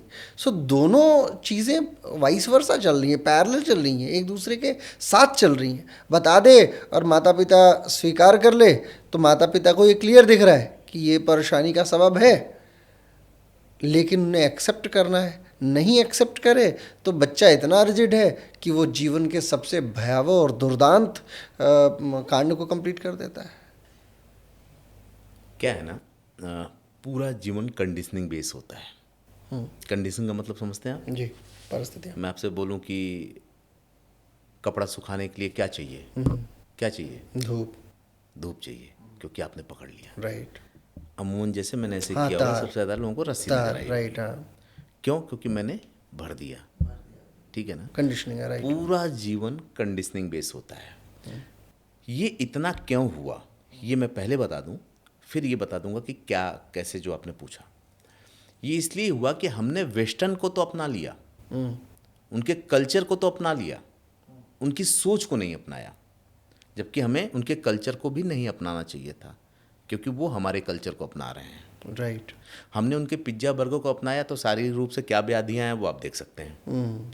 हमने उनकी लाइफ स्टाइल को अपनाया तो मानसिक रूप से क्या व्याधियाँ हैं वो आप साइकोसोमेटिक जैसी बीमारियाँ हमारे देश में आ गई हैं। हमने उनको कल्चर को अपनाया तो क्या निकल के आ रहे आप देख सकते हैं। पहले क्या था, ऐसा क्यों नहीं होता था? ये पहले भी था। पहले ये था कि बच्चे माँ बाप को संस्कार को बहुत अच्छा माँ बाप संस्कार डालते भी थे। आप देखेंगे ये जो केसेस हुए हैं ये 1995-96 के बाद जितने लोग पैदा हुए उन्हीं के साथ ये हुए हैं, या जनजी जनरेशन जो है उनके साथ ये हो रही है। तो जनजी जनरेशन वाले माँ बाप भी अभी जनजीए हैं, मैं उनको कहूँगा वो भी जनजी हैं क्योंकि उनकी वो बच्चा तो पैदा कर दिए लेकिन बौद्धिक रूप से उस तरह से वो अभी डेवलप नहीं हो पाए। राइट। बहुत लोगों को बुरा भी लग सकता है ये बात, लेकिन आप इसको समझिए कि जब पहले इस तरह की चीज़ें होती तो बच्चा बहुत संस्कारी होता था, शादी के बाद पत्नी का मुंह देखता था। कई बार तो बेचारा शादी हो गई 7 साल बाद गौना आ रहा है। राइट। बड़ी अलग अलग चीज़ें होती थी, और लेकिन वो ये कहता था कि माँ बाप का जो निर्णय है हमारे लिए वो ठीक है। वहाँ जनरेशन गैप नहीं हुआ करते थे। वो कई बार ऐसे रिश्ते को पूरे जीवन भर ढो लेता था जिस रिश्ते को वो पसंद ही नहीं करता था। कई बार ऐसे लड़कियों के जिम्मे ऐसे पति बांध दिए जाते थे और पतियों के जिम्मे ऐसी पत्नियां बांध देती थी जिनके साथ चलना मुश्किल था, लेकिन वो रिश्ता भी लास्ट तक चलता था। ठीक है ना? एक मुश्किल हुई जब हिंदुस्तान में लोग अपने बच्चे को पैदा करते हैं ना, तो गर्भ में आने के बाद से ही उसके मौत तक की तारीख वो तय कर लेते हैं, मतलब तारीख नहीं, वो चीज़ें तय कर लेते हैं, जबकि उनके अपने जीवन का भरोसा हो कि ना हो, कि बेटा उठे होगा तो ऐसे पढ़ेगा, ये करियर बनेगा, डॉक्टर बनेगा, इंजीनियर बनेगा, बहू आएगी, फिर हमारे बुढ़ापे का सहारा बनेगा और ये सारी चीज़ें होंगी। पता नहीं कि वो बुढ़ापे तक जाएंगे भी कि नहीं जाएंगे, लेकिन ऐसा आदमी सोच लेता है। ये एक्सपेक्टेशन जैसे जैसे बच्चा ग्रो कर रहा होता है वैसे वैसे इस एक्सपेक्टेशन मजबूत होती चली जाती है और उस बच्चे पे प्रेशर बनता चला जाता है। आज बच्चा डिजिटल दुनिया में, चैट जीपीटी की दुनिया में और इन दुनिया में वो देख रहा है वेस्टर्न कल्चर के। लड़का हाई स्कूल के बाद आज़ाद अपनी ज़िंदगी जी रहा है, दुनिया घूम रहा है, कोई कुछ बन रहा है, कोई कुछ बन रहा है। यहाँ माँ बाप क्या समझ के बैठे हुए हैं कि बेटा तो वही, क्योंकि माँ बाप तो वही हैं, 80-90 वाले हैं, राइट, ठीक है, तो माँ बाप वो समझ के बैठे हुए हैं, बेटा ये समझ के चल रहा है। अब बीच में जो जनरेशन गैप के साथ जो सोच का गैप हुआ ना, वो बहुत बड़ा हो गया। अब उसमें क्या मुश्किल हुई कि बच्चा जो चाहता है माँ बाप समझने को तैयार नहीं है, और कई बार माँ बाप तो इस लेवल पे इमोशनली ब्लैकमेल करते हैं बच्चे को कि भाई तू ये नहीं करेगा तो मैं मर जाऊंगी, मैं मर जाऊंगा, समाज में इज्जत क्या रहेगी, जिस समाज की आप बात कर रहे थे, लोग क्या कहेंगे, फलाने के लड़के को देख, फलाने की लड़की को देख, उसका जीवन कितना, वो कितना आदर्शवादी, माँ बाप को कितना मानता है। अब ऐसे में दो तरह के बच्चे होते हैं, एक विद्रोह करके घर और छोड़ के निकल जाए, दूसरा एक घर में ही रहेगा तो क्या करे, तो वो तीसरा विकल्प ढूंढता है, जो सिया के केस में हुआ जिसका आप जिक्र कर रहे थे। उसमें एक स्टेटमेंट ये भी है कि उसके माँ बाप ये जानते थे कि वो शराब भी पीती है, वो ये भी जानते थे कि वो दूसरे बच्चों के साथ भी है। 19-20 साल या 22 साल की उम्र में वो इसलिए शादी करना चाहते थे कि शायद शिया सही ट्रैक पे आ जाए। ऐसा नहीं कि जो मैंने पढ़ा है, पता नहीं क्या सही है क्या गलत है। पुलिस के स्टेटमेंट में ये था कि उसने अपने घर वालों को बताया था, इसने ऐसा कहा कि हमने घर वालों को बताया था, घर वाले मानने को तैयार नहीं थे, वो घर को छोड़ नहीं सकती थी। ऐसे में उसको तीसरा विकल्प सूझा जो उस लड़के के साथ मिलकर उसने किया। कहने का मतलब क्या है, ये जो कंडीशनिंग बेस्ड जिंदगी है, जो हम अपनी चीज़ों को थोपते हैं, मैं फिर कह रहा हूँ, दो व्यक्ति अलग इंडिविजुअल इकाई होता है। मैं क्या सोच के बात कर रहा हूँ, आपके दिमाग में क्या चल रहा है, ये मैं कभी नहीं जान सकता। राइट। जिन बेटों ने अपनी माँ की हत्या की है, जिन बेटों ने अपने पिता की हत्या की है, क्या कभी वो पैदा करने वाले माँ बाप ने ये सोचा होगा कि इस तरह से, इतना जघन्य तरीके से, मैंने तो खबरें पढ़ी है फावड़ा से काट दिया लोगों ने। सही है। तो क्या उस माँ बाप को पता होगा कि बच्चे के दिमाग में क्या चल रहा है? तो अब ऐसे में अगर आपका सवाल है कि होना क्या चाहिए, तो होना यही चाहिए कि आप समझिए दौर बदल चुका है, आपने परवरिश कैसी की है इसको भी समझिए। क्या आपने उसको पब और क्लब का कल्चर डाल दिया है? क्या वो दारू पीना शुरू कर दिया है? और अगर ये चीज़ें हो चुकी हैं तो ये तो बहुत पहले से शास्त्रों में विदित है कि जैसा खाएं अन्न वैसा होए मन। अगर वो अन्न मन पे असर दिखा रहा है तो आपको उस मन को समझने की जरूरत है, वरना आपका फैसला आपके लिए बहुत घातक हो सकता है। घातक हो सकता। लेकिन होता क्या है, ये समझता कौन है, ये मानता कौन है, इतना तक जाता कौन है? आदमी तो ये कि अरे तुमको मैंने पैदा किया अपनी कोख से, तुम मानने को तैयार नहीं हो। वो कहता ठीक है हम मान लेते हैं, हम आपको दिखाते हैं।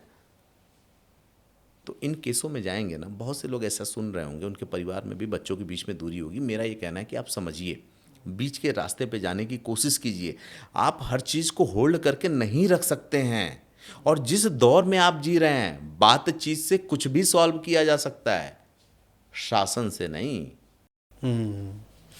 एक बड़ा मौलिक प्रश्न अभी मेरे दिमाग में आया कि परिवार ये कैसे समझे कि हमारा बच्चा संघर्ष कर रहा है, या बच्चा ये कैसे समझे कि हमारा परिवार मानसिक स्थिति से संघर्ष कर रहा है। बड़ा बहुत अच्छा सवाल है, बड़ा सिंपल सा जवाब है। वो परिवार और वो बच्चा जो मुझे दिख रहा है कि दोनों में दूरी है, परिवार और बच्चे के बीच में दूरी है। बच्चा परिवार के बारे में नहीं जानता और परिवार बच्चे के बारे में नहीं जानता। अब मेरा सवाल ये है कि सुबह सो के जगने से रात तक वो बच्चा और परिवार कितना इन्वॉल्व है? क्या कभी किसी ने साथ में खाना खाने की कोशिश की? क्या साथ में किसी ने कोई त्यौहार मनाने की कोशिश की? मनाने के लिए नहीं, इन्वॉल्व होने की बात कर रहा हूँ मैं। क्या साथ में किसी जगह बैठ के किस्से कहानी सुने? आज भी मैं अपने माताजी पिताजी के साथ रात में घर जाने के बाद बंद कमरे में हंसी मजाक करता हूँ कि माई हाई बताओ, पिताजी ये बतावा, ठीक है सब, अच्छा कोनो बात तो नहीं? तो इसमें कुछ बातें निकल के आ जाती हैं। मैं परेशान हूँ, लोग मेरा चेहरा देख के पूछ लेते हैं क्या बात है बाबू, कोई दिक्कत है? मैं सुबह निकलता हूँ तो उनको पता होता है, और शाम को आता हूँ तो मेरे चेहरे को देख के वो समझ जाते हैं। क्यों? क्योंकि भोजन साथ में होता है, बातचीत खूब होती है, हंसी मजाक होते हैं, रिश्तों की गरिमा होती है, और संस्कारों का दायित्व भी पता है। तो क्या जिन परिवारों की आप बात कर रहे हैं, आजकल क्या होता है कि सुबह हुआ, कब बच्चा जगा, ब्रश किया, गाड़ी घोड़ा घर में है, कब लेकर के निकल गया, कहाँ जा रहा है, क्या है। आज भी मैं आता हूँ तो माँ बाप को बता के आता हूँ कि मैं ऑफिस जा रहा हूँ, शाम को मुझे इस फंक्शन में जाना है, वहाँ जाना है, वहाँ जाना है। कितने बच्चे अपने घर में बताते हैं और कितने माता पिता पूछते हैं? बड़ा गैप है ये। कितने लोग अपने बच्चों को समझने की कोशिश करते हैं, कितने लोग अपने बच्चों को बताते हैं अपने जीवन के बारे में। आधा तो लोग हवा में हैं। हमारे माँ बाप तो कह भी देते थे कि बेटा पैसा नहीं इसलिए खिलौना नहीं दिलवाएंगे, लेकिन अगली बार बनाएंगे बेटा। एक कहानी आपको सुनाता हूँ, आप मुझे बताइएगा प्रॉब्लम का सॉल्यूशन। प्रॉब्लम ये है, एक स्त्री है जो अपने परिवार से दूर आती है शहर में कमाने के लिए, और कमाने के दौरान उसे अपने मैनेजर से प्रेम होता है या अपने काउंटर पार्ट से प्रेम होता है, और वो उससे बोलती है और दोनों को प्रेम हो जाता है, वाइस वर्सा। अनलकीली जो पुरुष था वो विवाहित भी था, और इन लोगों ने तय किया कि आपकी पत्नी गांव में है, लिहाजा हम लोग लिव इन रिलेशनशिप में रहते हैं। और लिव इन में ये लोग रहना शुरू कर देते हैं। जो जिस परिवार में जहाँ ये लोग रहते हैं तो उनको ये लगता है, जिसके घर में रहते हैं उन्हें लगता है कि ये पति पत्नी ही है, they live like that only. धीरे धीरे धीरे धीरे 5 साल 4 साल का समय बीतता है, और उस लड़की को ये समझ आ जाता है कि मैं इस व्यक्ति के साथ अल्पकालिक ही हूँ। ये व्यक्ति लौट के अपने पत्नी के पास या अपने परिवार के पास जाएगा, वो उसे नहीं छोड़ सकता। ऐसी परिस्थिति में जब अब वो लड़की जो है वो अपना पूरा जीवन बर्बाद कर चुकी है। ऑलमोस्ट आयु 30 साल की आयु में वो रिलेशनशिप में आई, और 35 साल की आयु अब हो चुकी है। ये ऐसी कई सारी हाइपोथेटिकल सिचुएशंस हैं जहाँ पे व्यक्ति अपना जीवन, उसे लगता है कि वो अपना जीवन बर्बाद कर चुका है, और विभिन्न प्रकार की परेशानियों में वो आ चुका है, न्यूरोलॉजिकल परेशानियाँ, साइकोसोमैटिक डिसऑर्डर्स और तमाम तरीके की चीज़ें। मैं सिर्फ ये जानना चाहता हूँ कि क्या जीवन को, अपने जीवन के सारे गलतियों को दरकिनार करके जीवन नए तरीके से शुरू किया जा सकता है? और यदि किया जा सकता है तो उसके मापदंड क्या होने चाहिए? क्या उसमें गलती होने की संभावना नहीं रहेगी? क्या जीवन बार बार ऐसा तो नहीं कि गलतियां ही करता रहेगा, या हम सज़ा प्राप्त करने के लिए ही ये जीवन प्राप्त किए हो? इन सारे मुद्दों पे आपका दृष्टिकोण। पहली चीज़ कि 100% जीवन को करेक्ट किया जा सकता है। जब तक जीवन चल रहा है, जब तक सांसें हैं, 100% करेक्शन हो सकता है। शर्त ये है कि आप कितने कॉन्शियस अवस्था में हैं। ठीक है, राइट।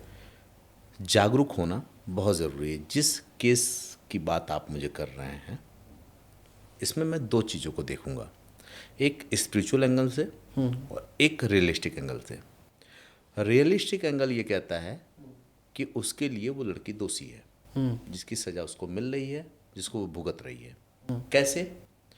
अगर तुम ये जानते थे कि वो लड़का शादीशुदा है, तो तुम हिंदुस्तान, रीति रिवाज, अपने परिवार सबको जानती हो। तुमने एक साथ कितने लोगों को धोखा दिया? एक, अपने परिवार को, जिसने कुछ अपेक्षाओं के साथ और कुछ विश्वास के साथ तुम्हें दूसरे शहर में जाने की आज़ादी दी, जिसके विश्वास को तुमने तोड़ा। दूसरा, उस महिला के साथ जो ऑलरेडी शादीशुदा है और जो ये विश्वास करके अपने पति को आज़ाद तरीके से दूसरे शहर में भेजा है कि तुम अपनी ज़िंदगी भी जियो और परिवार की ज़रूरतें भी पूरी करो। और ज़िंदगी जीने का मतलब ये कि एक शादीशुदा ज़िंदगी जो अपने दायित्वों के साथ जी सकता है। ठीक है, आपने वहाँ धोखा किया तो सज़ा तो मिलनी थी, तो वो सज़ा आप दोनों भुगत रहे होंगे। वो सिर्फ फीमेल ही नहीं, गलती तो मेल भी किया है, लेकिन चूंकि वो मेल है और ये डिसीजन आपकी तरफ से लिया गया था, इनिशिएट आपने किया था, तो ये हुआ। क्या आप उस समय नहीं जानते थे? ये आपके मन में ये था कि मैं इसको इतना प्यार दूंगी कि एक दिन ये पत्नी को छोड़ देगा। और अगर ऐसा था तो और भी घनघोर अपराध था। एक औरत जो माँ बाप की सेवा करने के लिए वहाँ घर में बैठी हुई, आप उसके पति के साथ शादी करती हैं और इस एक्सपेक्टेशन के साथ, और हो सकता है उस औरत का विश्वास, उस औरत का जो पुण्य वो इतना प्रतापी है कि आपने उसके रिश्ते को आप उस तोड़ ही नहीं पाई। राइट। ठीक है, तो आपने जैसा किया वैसा फल मिल रहा है। इसको कहते हैं कार्मिक फल, जो कर्म आपने किए हैं। रियलिज्म के हिसाब से? रियलिज्म के अच्छा, हिसाब से रियलिज्म के हिसाब से, राइट। ये रियलिज्म के हिसाब से कि जो आपने किया उसका फल आप आपको भुगत रहे हो, मिलना है, क्योंकि आपने जानबूझ के किया है। सब कुछ नोइंगली हुआ है, ऐसा कुछ नहीं है जो अननोइंगली हुआ हो, जो मतलब ऐसा हो कि जानकारी हिडन हो, जानकारी का भाव में हुआ हो। ये प्लानिंग के तहत था, तो भुगतिए आप। मतलब लेकिन जी। एक दूसरी बात ये आती है कि स्पिरिचुअल अंगन में कार्मिक बंधन भी होता है, हम्म। जहाँ पे आपके जीवन में कुछ रिश्ते आपको सबक सिखाने के लिए आते हैं, जितने देर के लिए आते हैं। जैसे किसी माँ के कोख में कोई बच्चा आया और उसकी आयु 1-2 साल रही हो, पिछले जन्म का कुछ रहा हो, इनके कोख में आया, 1-2 साल इनके साथ रहा, फिर छोड़ के चला गया, वो उसके अपने बंधन पूरे हुए, उसके वो पूरे खत्म हुए, हुए। क्योंकि कोई देख नहीं सकता इस तरह से, कोई इस पर बिलीव नहीं करता है, क्योंकि एक ऐसी यात्रा है जहाँ पे सबके बस की बात नहीं है जाने की, सब इस पर विश्वास नहीं कर सकते, सब जान नहीं सकते, लेकिन जो विश्वास करते हैं, जानते हैं, उनका जीवन थोड़ा आसान होता है। राइट। तो वो कार्मिक बंधन भी हो सकता है जो पूरा हो गया आपका 4-5 सालों में, अब फिर आप आकर उस जगह पे खड़ी हैं। तो ये 2 एंगल है। तीसरा जवाब जो आपने पूछा था कि क्या लाइफ को शुरुआत की जा सकती है। अब जब ये सब कुछ हो चुका, अगर रियलिस्टिक में आपने वो भोग लिया जो चाहती थी या जो चाहते थे, और कार्मिक में भी अगर आपके बंधन चुक गए हैं, तो आप फिर अपने जीवन में खड़ी हैं। यहाँ से ईमानदारी से अपने बारे में फैसला लेना शुरू कीजिए, कौन से तरीके से जीना शुरू करिए। कुछ भी इस जीवन में परमानेंट नहीं होता, कुछ भी, न शरीर के हार्मोन्स, न आपकी उम्र, न बाहरी कोई चीज़, न परिस्थितियाँ, न मौसम, न सूरज, न चाँद, सब कुछ लगातार चेंज हो रहा होता है। उस चेंज को अगर आपने समझ लिया, अपने साथ ईमानदार हो गई, तो ज़िंदगी बड़े ईमानदारी से चलेगी। लेकिन शर्त यही है कि ईमानदार होना, आप जिसको चुन रही हैं उसके साथ ईमानदार होना, आप अपनी परिस्थितियों में आपको ईमानदार होना, अपने मन के साथ, अपने तन के साथ ईमानदार होना। एग्री। इसको कॉन्शसनेस कहते हैं। अगर आप इसके साथ जीवन जी रहे हैं, बिल्कुल सत्य है। तो जीवन कहीं से स्टार्ट हो सकता है। मुझे लगता है कि आज तो हम लोग बहुत हद तक पति पत्नी और प्रेम के आसपास के रिश्ते पे ही फोकस होके रह गए। मित्रों, मैं आप लोगों को ये प्रॉमिस करना चाहता हूँ कि आप अपनी परेशानियों को हमारे कमेंट बॉक्स में यदि लिख सकें तो स्वागत है आपका। न भी लिख सकें तो आप मेरे नंबर पे व्हाट्सएप के माध्यम से या ईमेल के माध्यम से संपर्क ज़रूर करें। यदि आप कमेंट में पूछेंगे कि हमारा संपर्क सूत्र क्या है, तो वो आपको हमारी टीम निश्चित तौर पे उपलब्ध करा देगी। और मैं विश्वास दिलाता हूँ कि आदरणीय सर्वेश सर हर समय उपस्थित रहेंगे आपके लिए। आपका नाम ही है सर्व ईशः, सर्व प्लस ईशः, यानी जो सबके ईश हैं, जो सबके ईश्वर हैं। इस तरीके के नाम को चरितार्थ करने का जो अवसर प्राप्त हुआ है आपके शरीर और आपकी आत्मा को, निश्चित तौर पे आप हमारी जनता के लिए अवेलेबल होंगे, ये मैं आपके बिहाफ से प्रॉमिस कर रहा हूँ। हमारे सेगमेंट का एक पॉडकास्ट का एक बड़ा महत्वपूर्ण पहलू है जो मेरे साथ में है कि रैपिड फायर पूछा जाए। रैपिड फायर में ब्रेन वही बातें बोलता है जो उसमें एक्चुअली एग्जिस्ट करती हैं। और कई बार इसमें होता क्या है कि फेक पर्सनालिटीज़ जब आपके सामने हों तो आप जज नहीं कर पाते हैं। आपको ये कैसे विश्वास हो कि मैं सत्य बोलता हूँ या सर बोलते हैं, क्योंकि आप हो सकता है पहली बार सुन रहे हो। रैपिड फायर जब आप सुनेंगे तो आप ये बात जान जाएंगे कि आपको भरोसा करने का पूरा कारक प्राप्त हो चुका है। आइए आदरणीय सर से रैपिड फायर राउंड की तरफ आगे बढ़ते हैं। सर, इसमें टोटल 20-25 सवाल मैं आपसे पूछूंगा और आपको इसके उत्तर क्विकली देने हैं, सो दैट जनता आपको एडमायर करे, आपके पर्सपेक्टिव को। पहला प्रश्न है सर, आत्महत्या के विचार आने के शुरुआती संकेत क्या होते हैं? आपका अलाइनमेंट गड़बड़ हो गया है, आपके दिमाग का और आपके शरीर का अलाइनमेंट गड़बड़ हो गया है। यदि किसी व्यक्ति को जीने की इच्छा ही न रहे तो उसे सबसे पहले क्या करना चाहिए? वजह खोजनी चाहिए। बिना वजह के आप सुबह सो के भी नहीं जगते हैं, बिना वजह के कहीं जाते नहीं हैं, बिना वजह तो के जीवन जीने की वजह खोजनी चाहिए। जीवन जीने के नहीं, आपको जीवन का एक उद्देश्य ढूंढना चाहिए। आपने सुना होगा कि जीवन उसी का विराट हुआ है जिसके जीवन में उद्देश्य रहा है। उद्देश्य। बिना लक्ष्य का जीवन या बिना लक्ष्य की ट्रेन आपको कहीं नहीं पहुंचाएगी। कहीं जाने के लिए भी डेस्टिनेशन होता है, तभी आप ट्रेन पकड़ते हैं। लगातार असफलताओं के बाद जीवन को कैसे शुरू करें? लगातार असफलताओं के बाद जीवन को शुरू करने से पहले मंथन की ज़रूरत होती है। असफलता किस सेगमेंट में? अब जैसे ना, ये एक ऐसा सवाल है जिसका रेपिड फायर में आप रिश्तों में, करियर में, जीवन में, बीमारियों में, किसी में भी।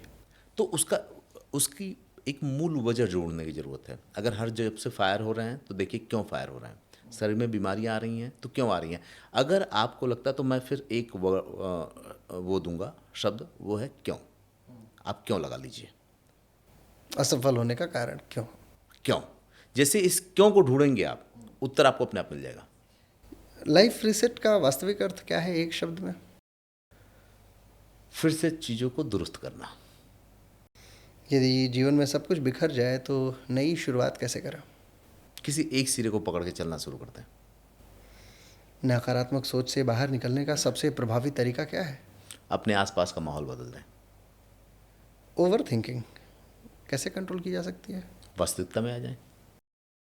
क्या बचपन के अनुभव पूरे जीवन को प्रभावित करते हैं? खूब करते हैं। सोशल मीडिया का मानसिक स्वास्थ्य पे गलत असर पड़ रहा है, कैसे ठीक करें? जीवन को संतुलित करें, इसके लिए आपको अनुशासित होना पड़ेगा। अगर अनुशासित हो गए तो बाकी चीज़ें हो जाएंगी। आत्मविश्वास खो जाए, दोबारा कैसे शुरू करें? किसी काम में आत्मविश्वास खोता कब है? दरअसल ये भी एक उत्तर है जहाँ पे आपको कारण बताना ही पड़ेगा।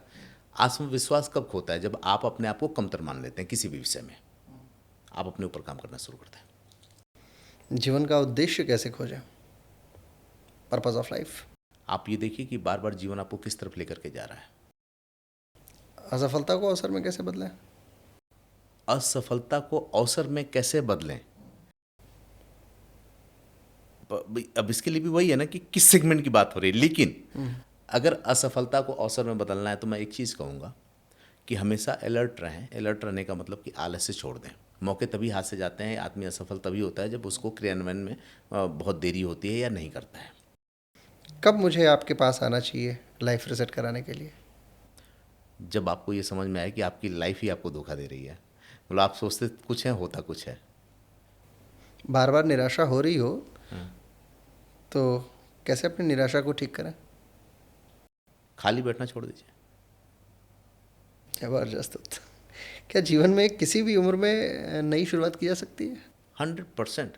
आप देखेंगे तो जापान के लोग लगभग 70-80 के बाद भी एक नई शुरुआत करते हैं। गुजरात के लोग 70-80 के बाद एक नई ज़िंदगी शुरू करते हैं। जीवन, उम्र सिर्फ नंबर है, वजह होनी चाहिए जीने की। जिनके पास वजह नहीं होती वो रिटायरमेंट के बाद 1-2 साल में चले जाते हैं, और जिनके पास वजह होती है वो रिटायरमेंट के बाद एक नई ज़िंदगी शुरू करते हैं। पुराने समय में बहुत गलतियां हुई हैं, स्वयं को पुरानी गलतियों के लिए क्षमा नहीं कर पा रहे हैं, कैसे क्षमा करें? थोड़ा सा समाज से कट के खुद को ध्यान देना शुरू करें। कोई भी चीज़ ऐसी नहीं है जो यहाँ से जाने के बाद आपके साथ जाएगी। पुरानी गलतियाँ भी, ईमानदार हो जाएं। पुरानी गलतियाँ हुई हैं यानी कि आप अपने साथ बेईमान रहे हैं। एक ही गलती बार बार हुई है यानी कि आप जानबूझ के किए हैं। तो खुद के साथ ईमानदार हो जाएं। परिस्थितियां कठिन हैं जीवन में, आशा सकारात्मकता कैसे बनाएं? वही उद्देश्य कब होता है? जब हमारे पास कोई होप नहीं होती। मतलब होप कब ख़त्म होती है? जब हमारे पास कोई उद्देश्य नहीं होता। जब आप देखेंगे एंजाइटी होती है, या वो जो बीच में शब्द की बात हुई थी ना कि आप खाली बैठना छोड़ दें। राइट।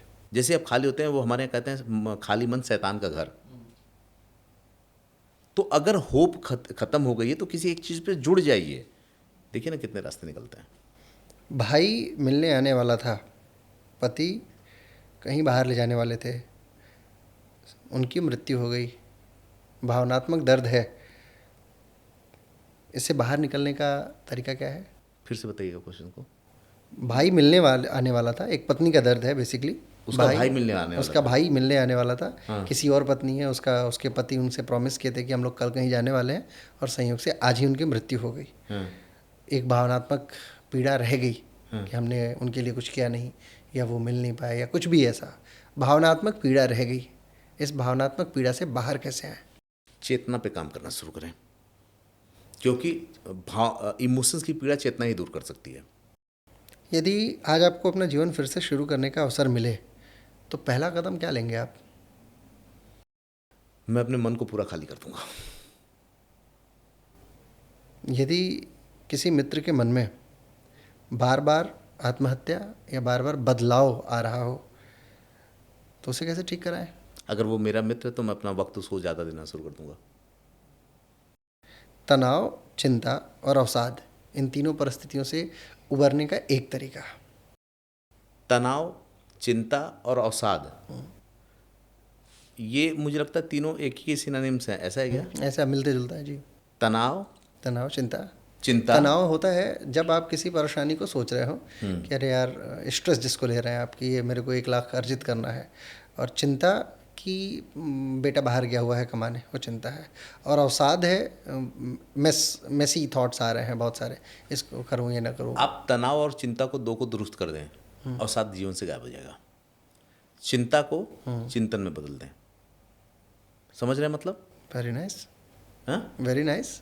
चिंता को चिंतन चिंतन में बदल दें। Very good. चिंता, जब आप किसी एक चीज़ को लगातार किसी चीज़ पे सोचते रहते हैं जिसका कोई वो नहीं होता, बस सोचते रहते हैं, और साइंस ये कहता है कि सिर्फ सोचने से आपके शरीर की 30% एनर्जी ड्रेन हो जाती है। आप कुछ मत करें, बेड पे बैठे बैठे सोचते रहें 24 घंटा, तो आपकी 30% एनर्जी ड्रेन हो जाएगी। ये जल्दी से मैं इसलिए बना रहा हूँ क्योंकि आपके रैपिड फायर है। चिंता को चिंतन में बदल दीजिए, वो तनाव भी खत्म और ये अवसाद भी खत्म। क्योंकि जब आप चिंतन कर रहे होते हैं तो नई चीज़ों का सृजन होता है।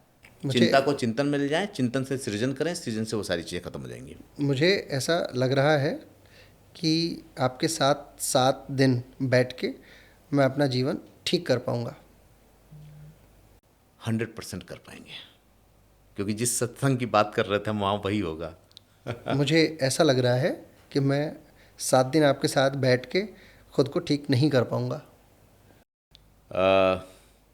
एक ही कंडीशन में कि आप अपने साथ ईमानदार ना हो, क्योंकि उस 7 दिनों में मैं आपको आपके सामने लाके खड़ा कर दूंगा, आपको आपके सामने बहुत खड़ा कर दूंगा। अगर आप अपने साथ ईमानदार न रहे तो आप जो चाहते हैं वैसा हो जाएगा। आपके सामने एक प्रश्नों का बहुत हाइपोथेटिकल जिसे कहा जाए, एक रिसर्चर्स के प्रश्न प्रेषित किए गए और आपने बहुत संतुलित उत्तर दिया, जिससे मैं एज अ योग स्कॉलर भी मैं बड़ा संतुलित, बहुत प्रभावित हुआ। इस तरीके के उत्तर जनरली हमें पॉडकास्ट में देखने को नहीं मिलते।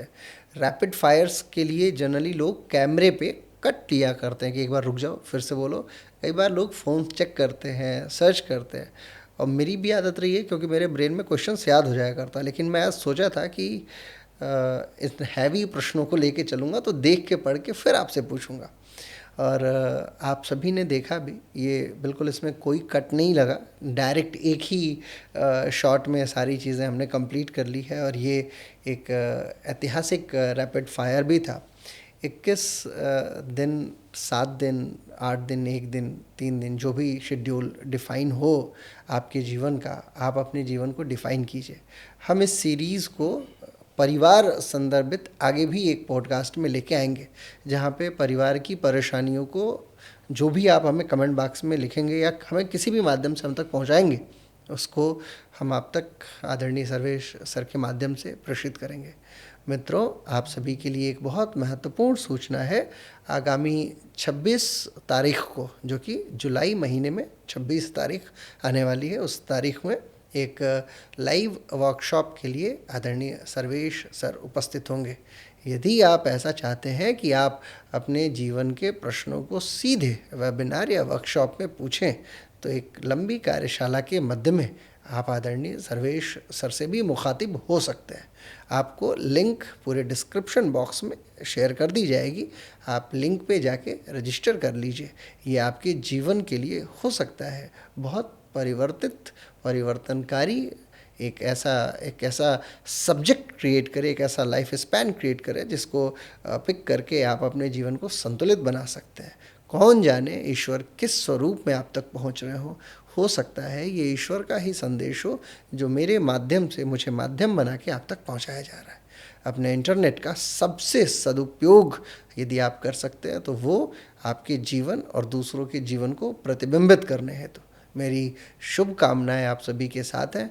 आगे ये सीरीज़ जारी रहेगी पॉडकास्ट के माध्यम से, ये जनरल बातचीत जिसके माध्यम से आदरणीय सर्वेश सर अपने विद्वता का पर्याय आप तक प्रेषित करते रहेंगे और आपके सवाल हम तक पहुंचते रहें। बहुत बहुत आभार, धन्यवाद, नमस्कार, प्रणाम।